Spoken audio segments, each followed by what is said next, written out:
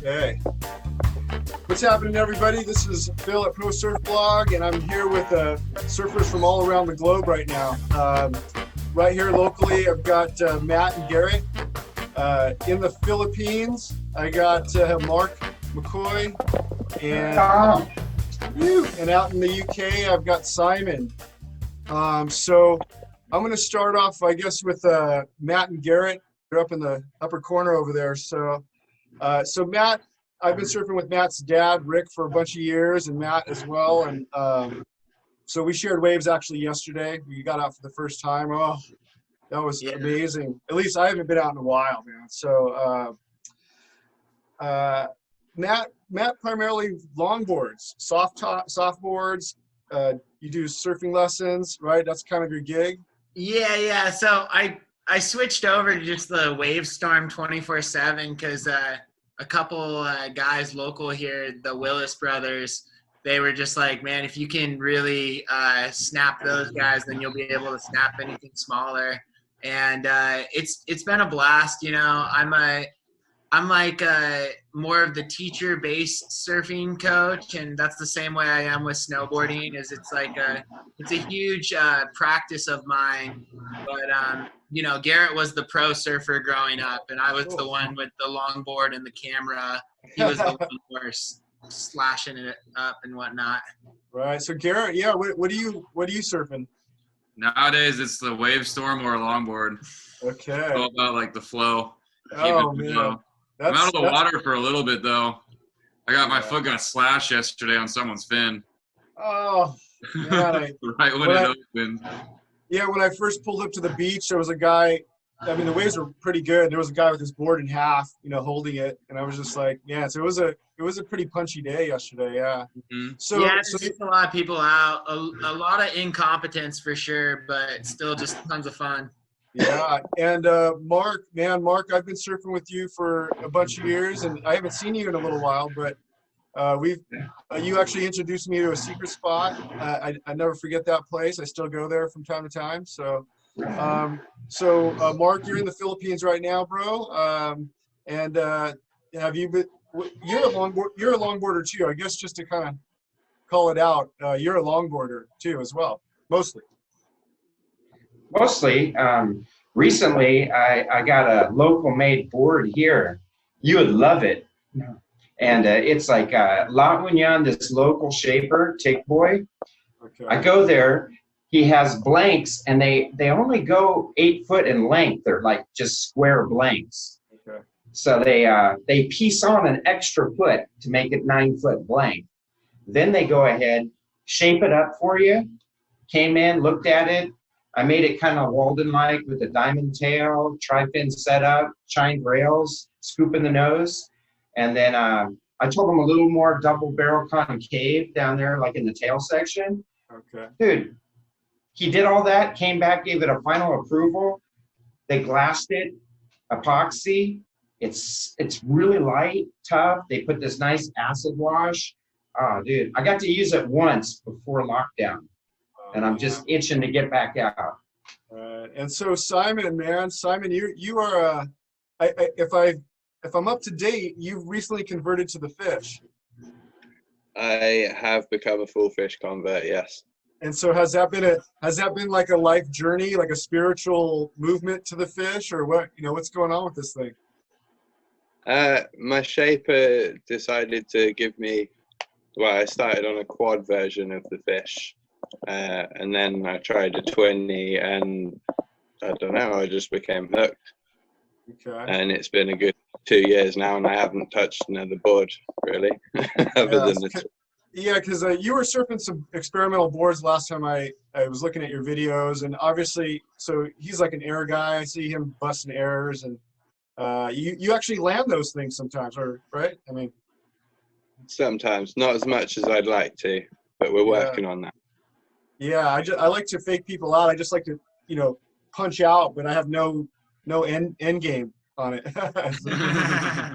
There are some experimental boards in the cards this year, so nice. But all with Right on, man. So check it out. I guess, like, yeah, what I'd like to maybe start off with is probably what's hot everywhere is what's going on in your local. Well, I'll probably come back, start with you again, and see, what's Cornwall, are you guys on lockdown at this moment? Are you able to surf?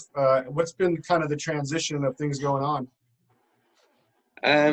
It's kind of, we haven't been banned as such. There's no physical enforcement yet. But there's a lot of ums and ahs amongst the locals. I'm not going in as much as I used to, but every couple of weeks, if the waves are okay, I'll go out, keep it safe. Thing. No, not try all the airs and the crazy stuff. So no lockdown. No, it's not. You can still surf if you want to. Yeah, there's people taking full advantage of this, and they're in the water every single day. All of a sudden, they're exercising for 8 hours a day, and it's just solar surfing. Wow. But never done that before. But yeah. You got a mix of people. Right. So Mark, Mark, what's going on in the Philippines, man? You said you can't surf, right? Yeah, they locked it down. We're under what's called ECQ. It's extended community quarantine, and then that will be lifted here in my area come April 30th, and then hopefully May 1st I can hit the water again. I got a video from a friend. There was some Groms just walking on the beach, and the military, the police caught them. They made them do jumping jacks, push-ups for 20, 30 minutes out there in the sun. So wow, that would be that'd be rough for me, man, because I haven't been doing a lot of push-ups. Yeah. So I've just been good. I walk down early in the morning before the cops come out, and just get a little walk on the beach right during sunrise, and I get my fix that way, and watching a lot of Animal Kingdom, and watching Oceanside. There you go. Yeah. Garrett, man, so how's it been? Why don't you tell us about, you said you got injured, and what, the lockdown, what has it meant for you in Oceanside, and how has it been affecting you, or what are you doing? So I coach water polo too. So that was one of my main sources of income. So all the pools are shut down too. And I don't see those opening up for a long time. So that affected me economically. And then as far as not going out, it was just kind of changing a couple patterns, just not going to coffee shops as much. And then I moved into Matt's guest house. So I'm living here full time. So it's not my guest house, it's my aunt's guest house. Yeah. Oh, nice. Okay. If Camila Cook is out there, she is an angel in the glue that has kept this whole thing going, and we're so grateful for her. Yeah, that helped a lot, because it's quarantine with a homie is a lot easier than being quarantined just solo. Yeah, definitely. I think, Mark, you're quarantined with a person or two, and probably you as well, Simon, huh? Yeah. Cool, man. Yeah, me as well. I got 4 people here, and we were doing swim lessons with one of my kids, right up until that point, or maybe a week or two before they shut it down. But so that was a bummer. Our swim coach, was out of work, and my kid wasn't moving forward. And so, it's been crazy. The work, we've been lucky here. My wife's been working steady the whole time, and hopefully that continues. You never know. But it's been kind of, without the surfing, it's been tough. It's been just kind of, you have to figure other things out. And I've had a hard time even going to the beach to check it out.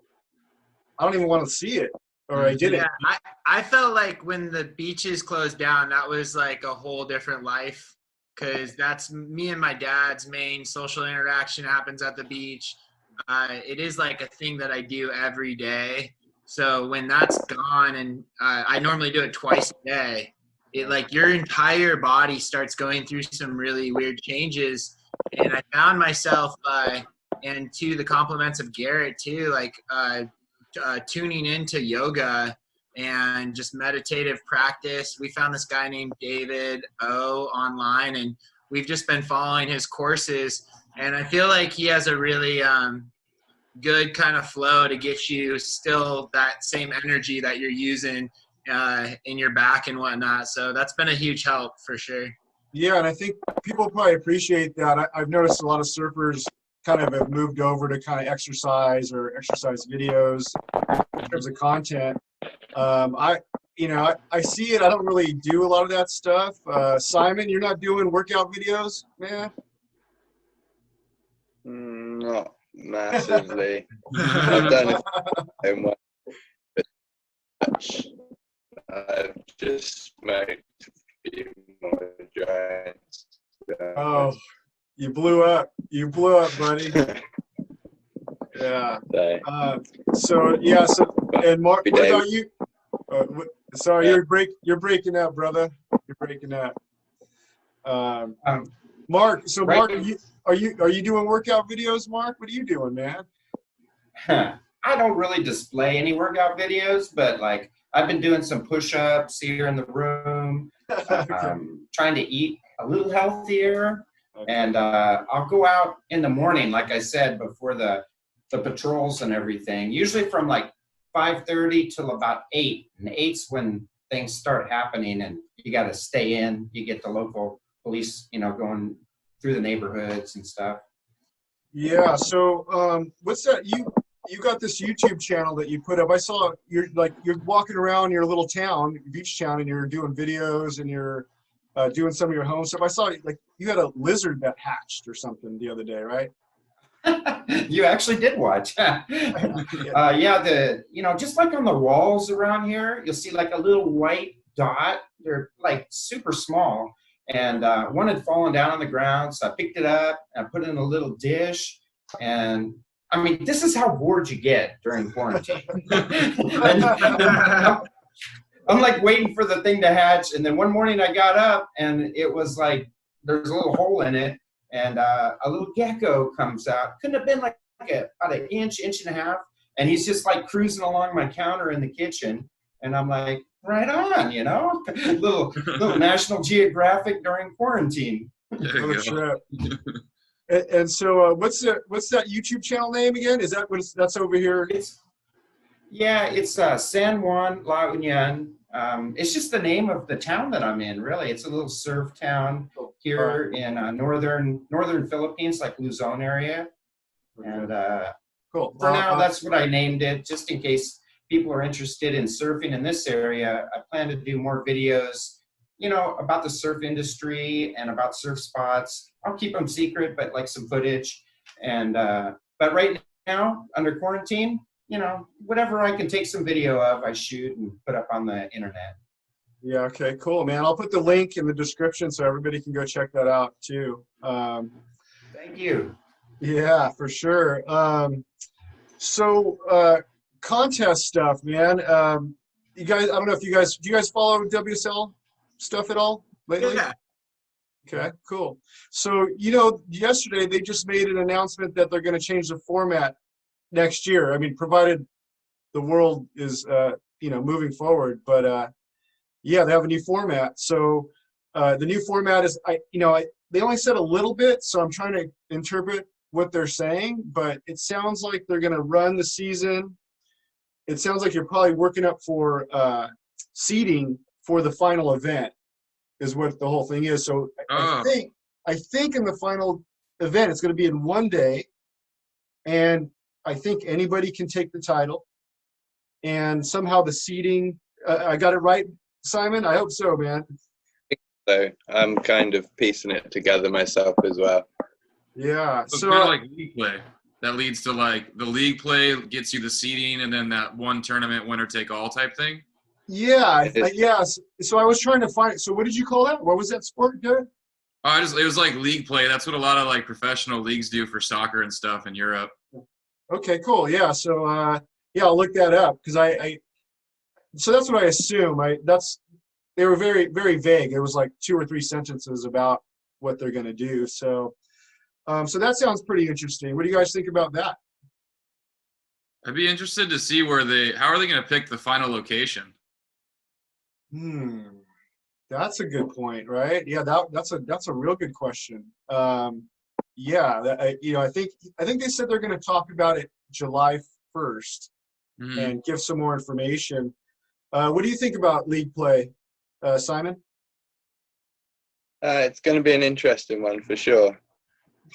Just going to have to see how things go, to be honest. Yeah, because well, it's QS as well, and there's quite a few people in and around my town who are on the QS, like Luke Dillon, for an example. And I've seen something about they're going to condense the QS events and make it a more streamlined way onto the tour, which could be interesting.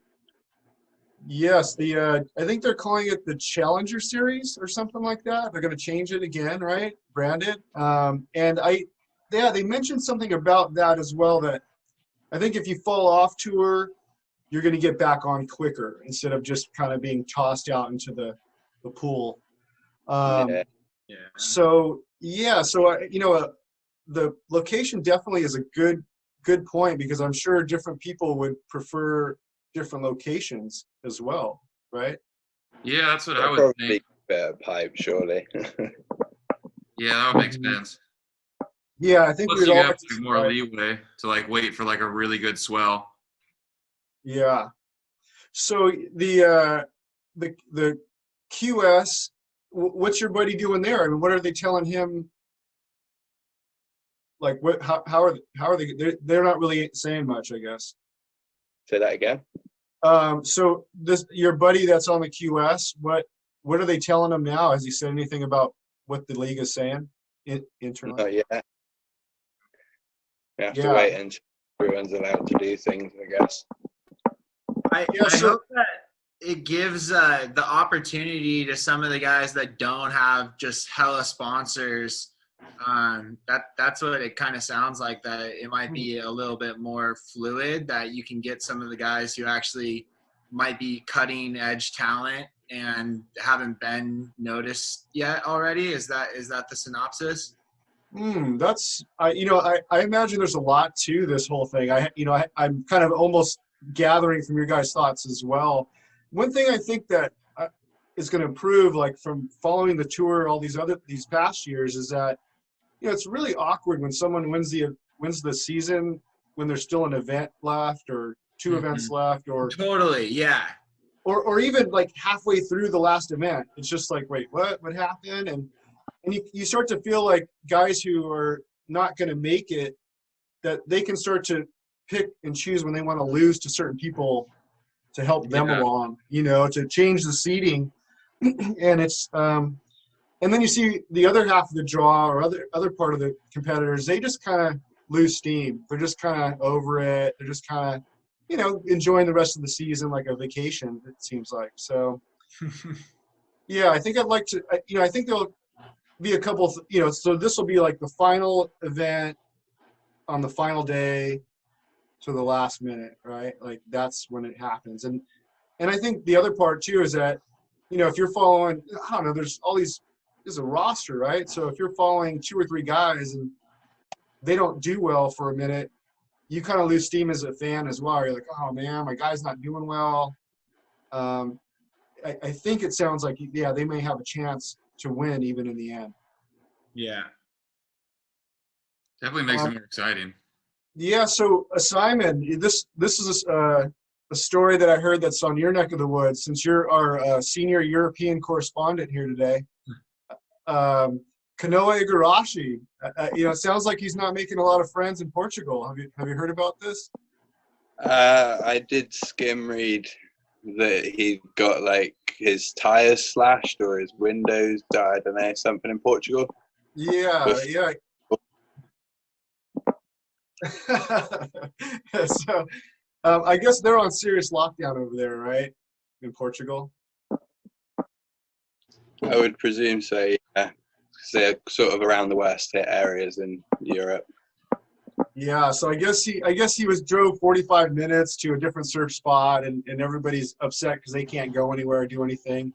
And it's just kind of interesting because it kind of, like, the dynamics have changed, right? And so, even for myself, as everything started to get locked down and in the weeks leading up to that, you see people, kind of blowing it, and this like localism in a sense kind of starts to form. So it's something that I typically try to avoid or not, pick up those negative aspects about it. But how about you, Mark?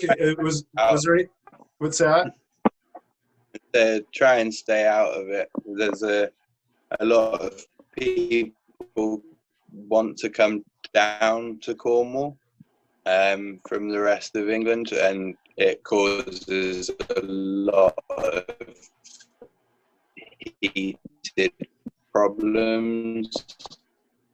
There's a lot of second home buyers, a lot of people. It's the biggest affected area in England, and that's caused a lot of problems. But if anything, I've noticed my local spot, which is pre-lockdown normally empty, is a hell of a lot more crowded now. I go there to get away from things, and everyone turns up. And I have to get out and go home again. It's annoying. Right. Yeah, it's weird. Yeah, I experienced that in Oceanside as well. As things were getting closer to being locked down, because once they take the surfing away, you're like, whoa, you notice it. So, when I would see people that are in, there's a lot of vacation rentals. And so, you see people that are still in town and they're just kind of still living like they're on vacation. And so it kind of sours you a little bit of like, gosh, people, like, come on, like, this is serious. And then those people leave and then you can't surf. How about yourself, Matt? How was that leading up to all that, or the localism, or how's that? How do you hear that? Yeah, I think it's really interesting right now. My big standpoint on behalf of our YouTube show is just stay home. Like, that's across the board. There's been a lot of hit up for my surf school, Oceanside Surf School, and people have been asking me, hey, are you going to start teaching lessons? Can we come and get equipment? Can we borrow boards? And I've been just having really cool conversations, letting people know that if you're not surfing for a mental release or like a mental condition where you use this for a therapeutical advantage, there's no reason to be surfing right now. There's too many people in the water, so it's a great time to practice your pop-up at home. And that's been my big aggressive thing. And I made this tarp surfing video on the Oceanside Surf School where Garrett pulled this blue tarp like over my head, and then it was just like hashtag stay home. But it was basically me getting barreled on a blue tarp, and it was super cool because it took off. It's gotten like 2,000 views now, and I think people were kind of like, wait, so is he saying that the surf isn't open? And if that's the way they interpret it, that's great, because if they're already questioning what's going on at the beach, then they're not really the beachgoers that really need that outlet during this time. And for the mental health aspect, just as me and you were talking in the water, we don't want to see any of our friends have to turn into some old habitual ways because they're losing that unique relationship with the ocean. Yeah, well, and that's interesting because, yourself and Simon did surf lessons as well. So, it's kind of like you're working against your own income, which is also probably pretty tough to, kind of talk about that. Yeah, and it's definitely weird not having that ability to like encourage people to get into the water. But I've kind of almost taught enough people now that I feel like I'm gonna figure out how the financial system works. I've just given that up to the ocean. I'm happy to be surfing again, and that's the most important thing. Kind of like from watching your blog, from watching your surf blog, it's helped me really come up with some new ideas, entrepreneurial, for our YouTube channel. Trying to find those other creative resources that will, in years of time, turn into sources of new income. And I know that because I've seen the way that you've worked on your blog. Like, I remember when you were just on Facebook doing like the video every other day, and then seeing like some of your content really go to the next level. That's been incredible to watch you gain that monetized status and be able to, host some of these bigger names in the surfing world. Well, thanks a lot, man. I definitely, it's even for this. Yeah, it's been tricky. Like, I've had to change what I'm doing right now as well, right? Obviously I can't go down to the beach and get some of the local rippers doing their thing, or or the local flounders doing their thing. So, I've had to kind of, think of other ways to do stuff. But, it was funny is I had this idea. I have a couple buddies that are dedicated surfers, but they actually live inland, like, Corona area. Super awesome guys. And, they surf good. But anyway, so, they've been checking in with me about this and that. And I told them, I was like, man, the best idea, what we should have really done is we should have Surfline cams just all upgraded, ready to go. And instead of opening it up to the locals, we should have opened it up to all the inland people first. And then just have all this footage of all this like calamity of floundering and falling around. I mean, and just for like a day, you know what I mean? Like just one day, just go hit it. No, but that's what happened. Like yesterday, I didn't see you out when we went out there at the harbor yesterday, but it was like a field day, and we just hit it later in the day. I mean, this morning I was there at sunrise, nobody out, super fun, caught some waves with Chelsea. But yesterday we were there 9 o'clock. You were dodging people. Every wave you were looking at each other, letting each other know where you're going. And that's where it kind of gets to the point where if you're having to communicate with another surfer, if that person doesn't know how to surf, it's just not the time to learn. And that's a big standpoint of Oceanside Surf School right now, is that right now is not the time to learn how to surf, but we're super excited for the huge push that's going to happen as soon as the beach is let up and we figure out how to consolidate some of this. Yeah, so Simon, man, it's just, it's been crazy because we want to keep surfing, man. They took it away for a while, and we're just like, like I said, we're doing yoga videos, and I'm just, lizards. I got lizards in my backyard. I've been taking pictures of them. Yeah, like what? So, so Mark, man, how long are you in the Philippines? Like, what happened? Like, are you there because you want to be there, or did you get stuck there? What's going on? I came out here and I planned to stay. I came out the end of February, and February 2nd I got here. Woo. And it was all pretty normal here. And then come May 5th, or was it January, February, March 15th, it went down. I mean, the president closed it down.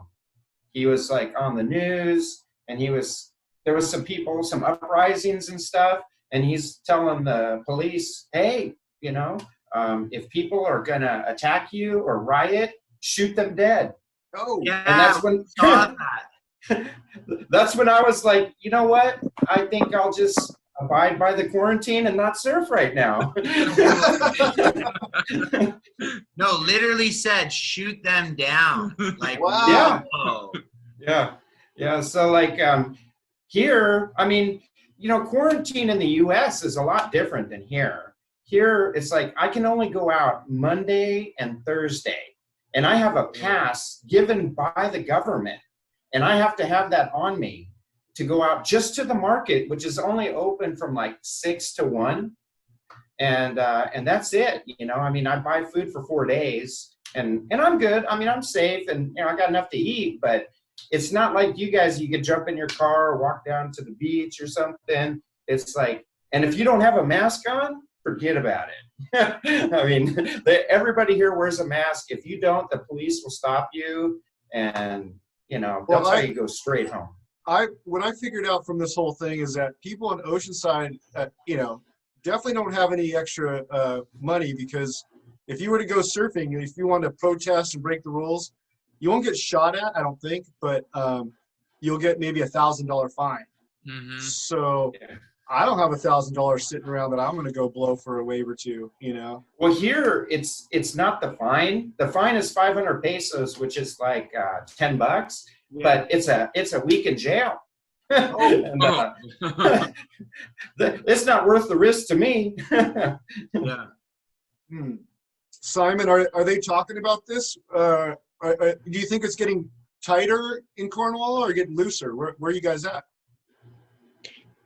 Nothing seems to have changed for us, to be honest, apart from trying to stop everyone traveling down here and all the local shops and businesses closing. Like, it's pretty much life as normal.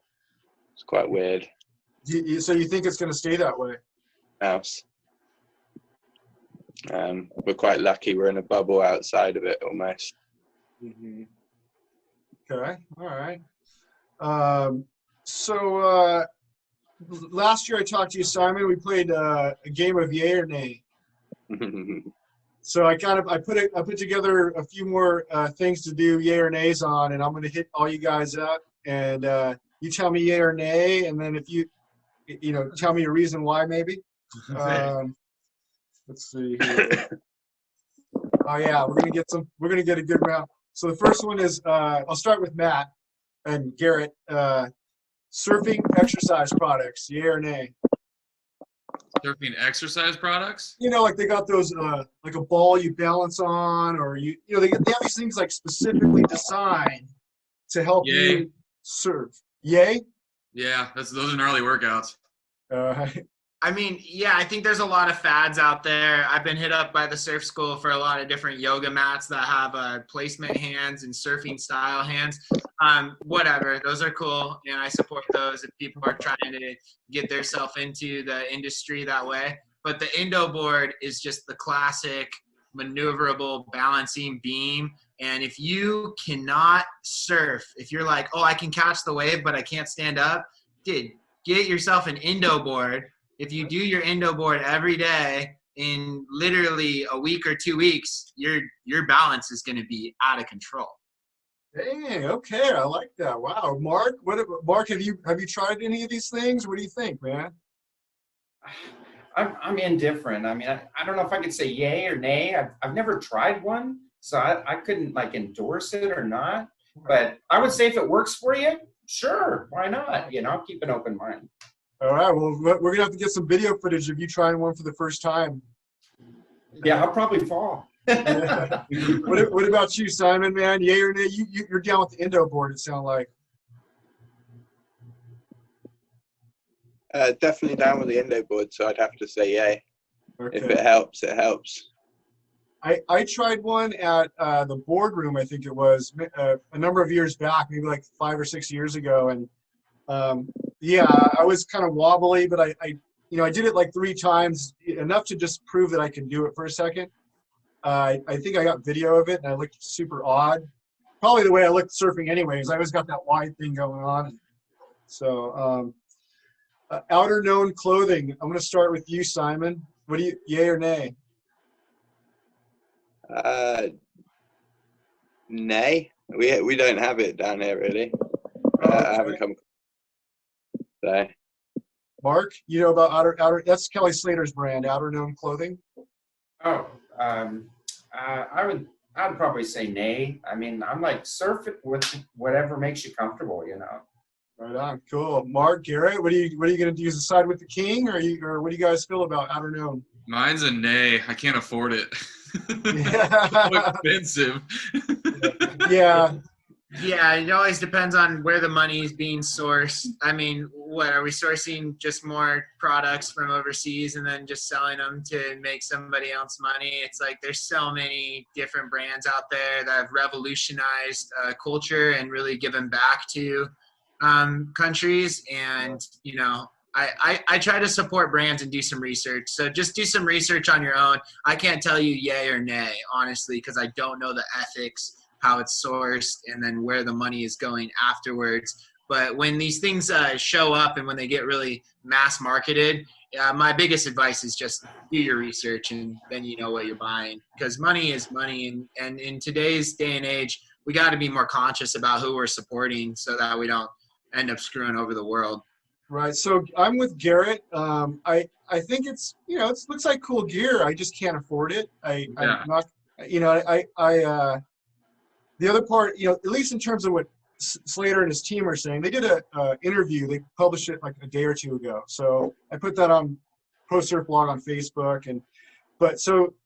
He's sitting there with one of his, I don't know, product managers or somebody else. I didn't pay that much attention, I guess. But, it's kind of a hippie yoga looking dude. And they're just having a Zoom meeting back and forth. And so their whole thing is sustainability and eco-friendly and making sure people are getting paid. So they're selling what you just said for the most part. They're almost selling that more than the clothing.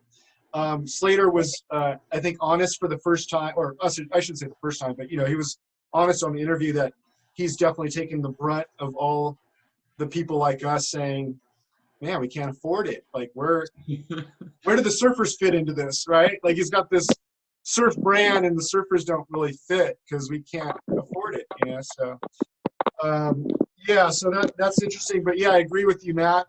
Check out, who you're supporting. Support local if you can, right? I think that's always a good deal. Acai bowls. I'm going to start off with back at you, Matt. Yeah.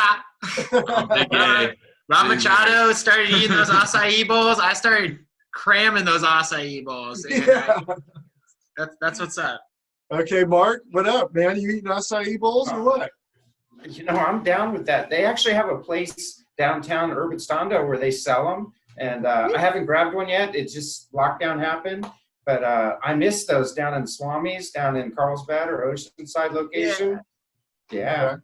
All right, cool. Simon, what's up, man? You on the bandwagon? Not consistently, but if one's available, then yay. But yeah, they're not super popular here at the moment. Oh, right on. Yeah, acai bowls, I'd have to be a yay myself. I just don't hunt them down. And but yeah, I think they're pretty bomb. This one right here, I'm gonna go back to Matt on this one again right here. The kombucha, yay or nay? Yeah, I think it's a great way to get some probiotics, especially if you're trying to do some different stuff with your gut. If you're already trying a new diet system, try to space it out and add some kombucha to it to see the way that your gut biome will it'll clean up. And Garrett, what up? Yay or nay? Nay. Hey, Mark? Mark. I don't drink mold. Mark, we disagree. Nay. I'd rather eat kimchi, man.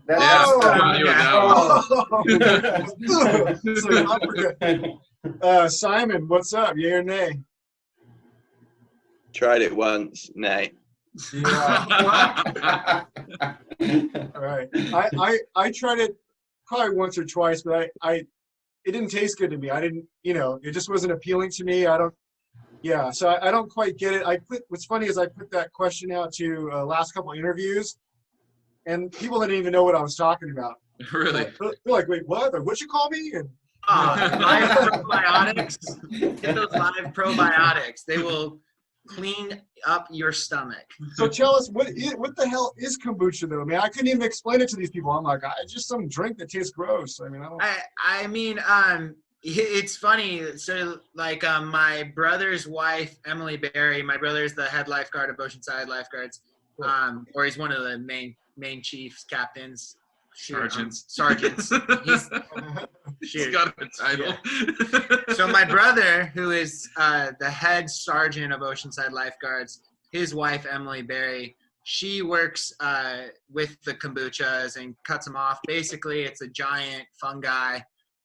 So just like in your same category, I'm not 100% sure the science behind it, but I know you can just take a piece of the fungi, throw it in your black tea, and there's a couple other things you need to do when it comes to the conditions of it.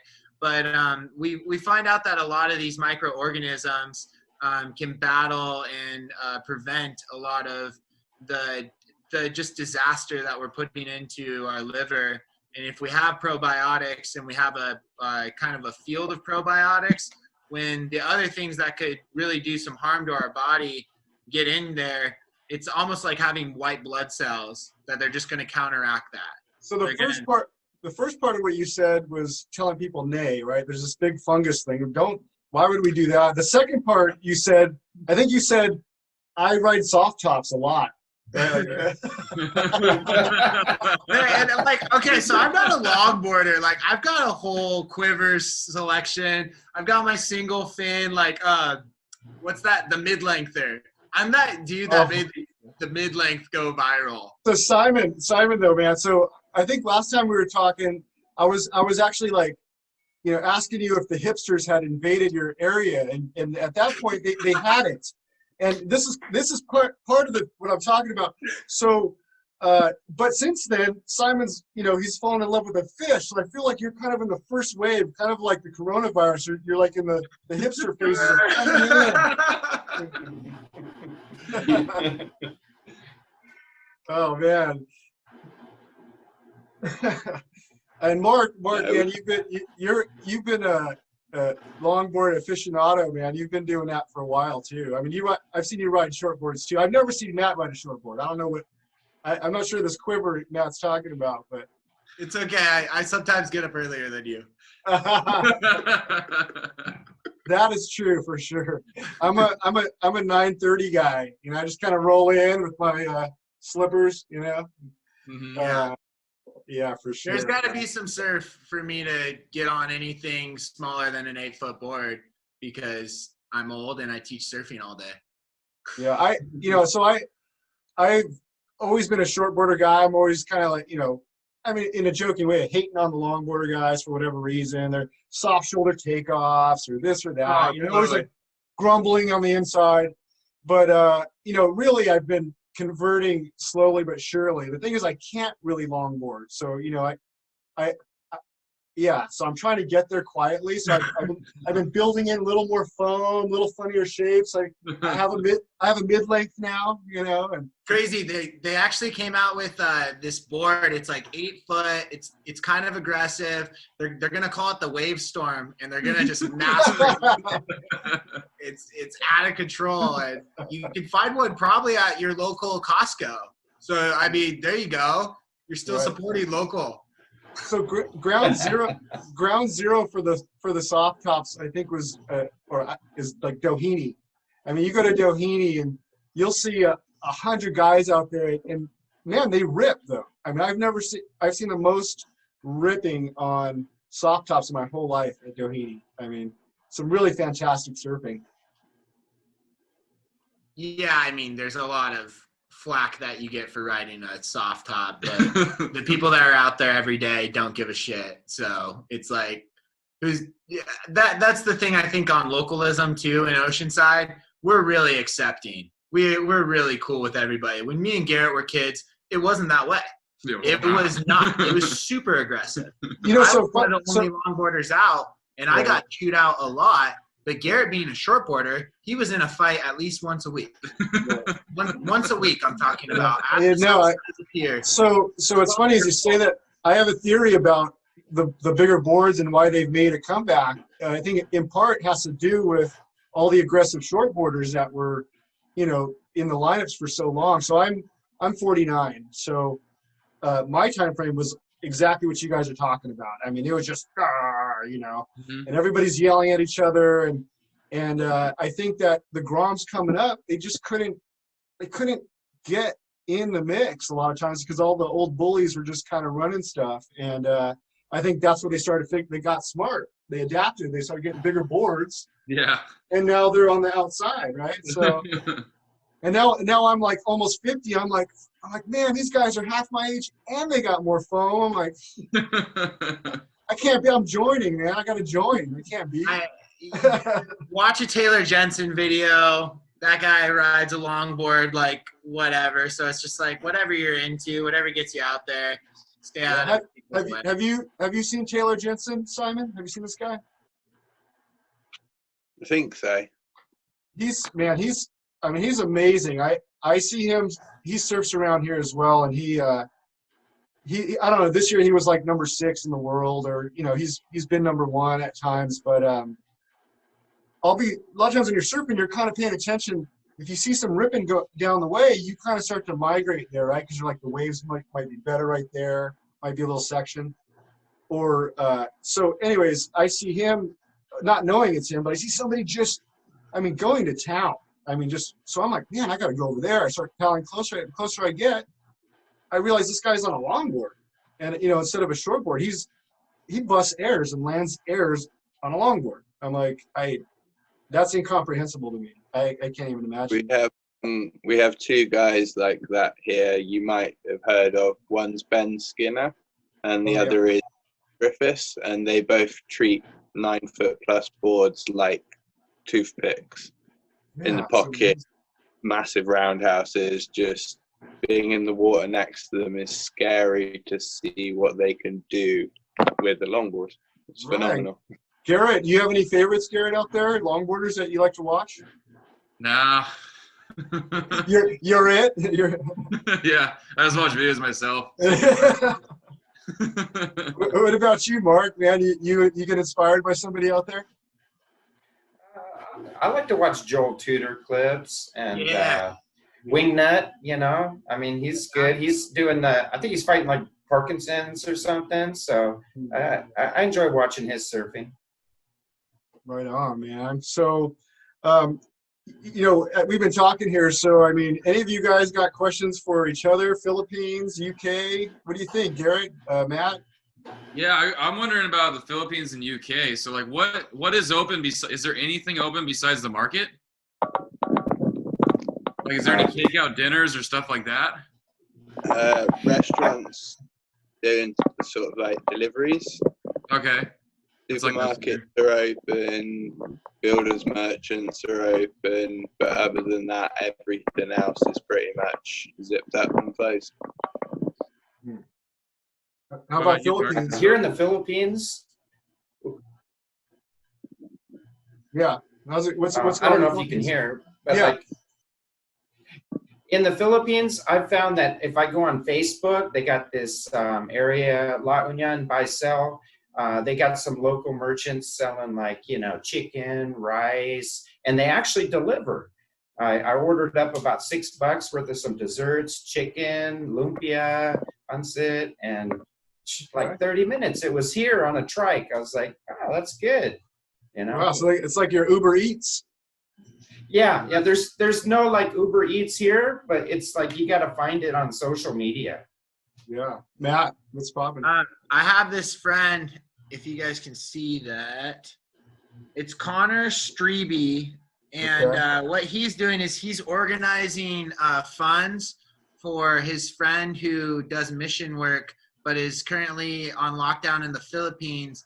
And on his 2 days that he has like the pass for, he's doing shopping for a bunch of the endangered community, or the community that this is affecting most, that can't get food. He's been able to feed up to 20 people for less than $40. So he's like just telling everybody that he can feed a whole family in the Philippines for about $2.50 with what he's doing. So if you go on Connor's Instagram, his most recent video explains how he's accepting the donations and how the donations are getting distributed. He also goes over fact-checking his friend and making sure that this is all the right filter of money and funds. Cool, man. Good information. Simon, you know, so over here, when the lockdown happened, you know, just like the surfing lessons they were talking about, the shapers are getting impacted, right? Because people aren't buying boards or having a harder time working. Are your shapers feeling the pinch yet out there? Or? They did initial lockdown, but a lot of them are still able to just about keep things going. Are they still making, the shapers making money still, or are they? Yeah. Okay. Not much, but they're still making a little bit. Yeah. Right. What about Garrett, Matt? You guys, any shapers you know out there? How they doing? I don't know. I know who was it? It was right by my house. I think it's Linden. When I drove by, like the doors were open, but I don't know how many people are going in and out for that. Then what about Robert Burns? Global Glassing is still doing, you know, it's the same thing as everyone else. You gotta work with certain protocols. There's going to be a slowdown in production. But if you need to get a board shaped here in Oceanside, hit us up, because we have friends that need the work, and we'll do you good. Cool, right on. Yeah, we'll have that link there for anybody who's looking for boards. And you ride a lot of seduction boards out there, Simon? Cool. I'll try to put the link out there. Nice, man. Well, shoot, man, that was awesome, man. That was a good session. Good talking with you guys. Yeah. So stoked you guys all made it on, and yeah, I look forward to talking with you guys, you know, in the future again. Yeah, we just Cool. want to plug. We have a open mic night again tomorrow, Thursday night, and it's our 4th open mic night. There's going to be people from Spain. There's 2 people coming in from Mexico, and we're trying to just expand our open mic night. Now, it's not on Zoom. It's on YouTube, so you don't have to worry about the weird slowing rates and everything, but it's still semi-live, and it's really fun. That's People cool, have man. So this is on your YouTube, and how do or who's coming into this? Like performers from different places or all in one spot? Yeah, Beyond the Donut is our YouTube, and it's donut spelled the proper way, DOUGH. But basically, Simon? I just went on the Instagram, and I started putting it out there, and we were looking for a new way to change up our format. And the open mic nights that were happening over Zoom were really beautiful, but they were causing complications when it came to some of the performances. So we just kind of put it out there. Our first week was super successful. Then we had a slow. So now that we've reached out to people who are further away, that's been the best part. Okay, cool. Yeah, I'll definitely check it out. I was seeing that Mark's got his guitar or ukulele in the background. Maybe we can get some open mic night action for you tomorrow. How about right now? Sure. How about right now, buddy? You want to bust out a little ditty? I would. I've been learning on lockdown, but I'm more of a bass player, so I don't want to embarrass myself. Oh man, Mark's really good, man. He actually, he's being modest. Simon, you play music, bro? Before we go. Okay, cool. So you and I should start a band then, because I'm terrible. Oh, cool. Yeah. Nice. I like nature. Cool. Yeah. I'll definitely go check out your open mic night. Yeah, Cool. Mark, we'd love to have you on. We still accept submissions until tonight on the beyondthedonut@gmail.com. If you have time, we'll definitely include you. Or not, if not, check it out. Yeah, I'll definitely check it out. I'm sure Phil will put your information down below. Cool. Yeah. So any other shout outs? Mark, you want to give any shout outs to anybody out there? I'm kind of local, just new local here. So if you ever do come to La Union, totally recommend, don't bring a board. Hook up with Tick Boy. He has a bunch of boards, and rent and save yourself the money. He really great shaper out here. Cool. So, Right on. besides Simon, that's it. right on. Simon, you want to give a shout out? I just hope everyone's staying safe and well, and hopefully this shit will be over soon. Right on, Most brother. Everyone can get back in the water and have good times. Right on, bro.